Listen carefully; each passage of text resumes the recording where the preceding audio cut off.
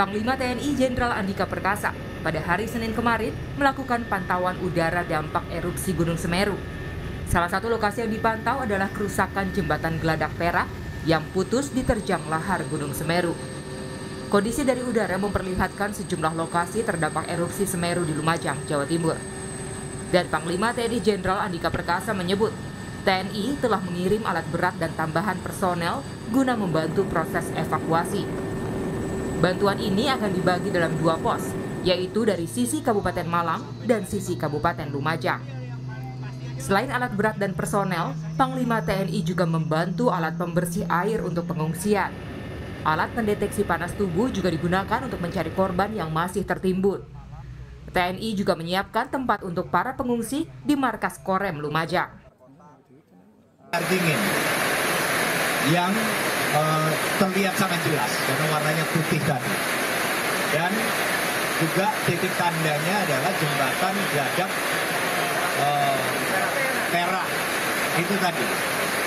Kita lihat sampai dengan batas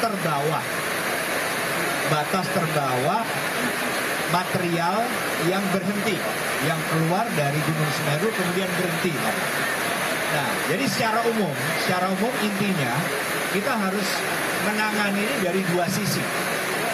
Dari sisi Lumajang sampai jembatan Geladak Perak, kemudian dari sisi dari Malang juga sampai dengan titik Geladak Perak.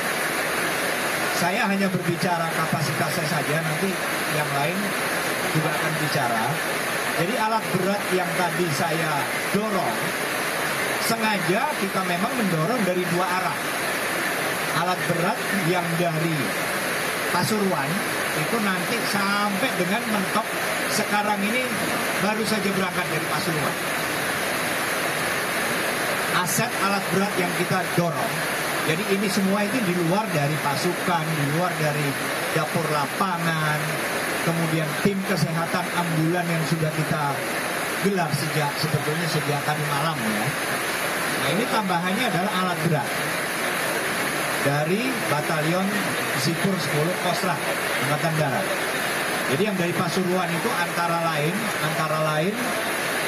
ada 3 bek, ada 3 bulldozer, kemudian ada 6 ekskavator, ada 7 dump truck, ada 3 backhoe loader, ada 2 kendaraan reservoir osmosis untuk menjernihkan air. Sehingga apabila ada tempat-tempat pengungsian khususnya, dan di situ kebetulan ada sumber air, apakah kolam atau mungkin genangan, itu bisa difilter, dijernihkan sampai dengan food grade. Food grade itu berarti airnya sampai bisa diminum, bukan hanya untuk mandi. Kita membawa 2 truk, 2 kendaraan RO atau reservoir osmosis tadi. Kita juga membawa mobil tangki air dari Pasuruan. Kita membawa 2 alat live locator atau thermal live locator. Jadi alat untuk mendeteksi suhu tubuh, mencari orang yang masih hidup, yang tertimbun. Kita juga bawa 2 alat. Nah, kemudian dari arah Malang juga sudah berangkat barusan. Itu juga alat-alat berat dari Batalion Sipur 5 di sana. Alat beratnya hampir sama, jumlahnya lebih sedikit. Itu nanti akan dari Malang mentok sampai dengan jembatan Geladak Perak yang putus, tapi dari daerah Malang.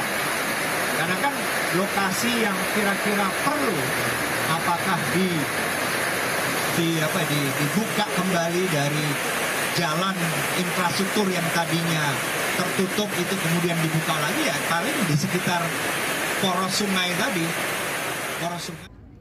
Bantuan personel yang diturunkan untuk membantu penanganan darurat bencana di Lumajang juga berasal dari TNI Angkatan Laut yang mengerahkan pasukan marinir.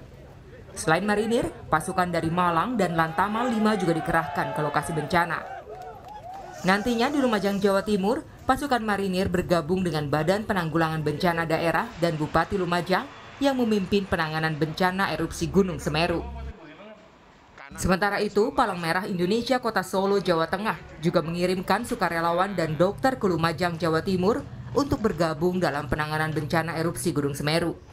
Sejumlah perlengkapan seperti mobil khusus, motor trail sudah disiapkan. Sementara obat-obatan juga disiapkan untuk membantu pos kesehatan darurat nantinya. Tim juga membawa selimut, masker, serta tabung oksigen untuk para pengungsi yang membutuhkan.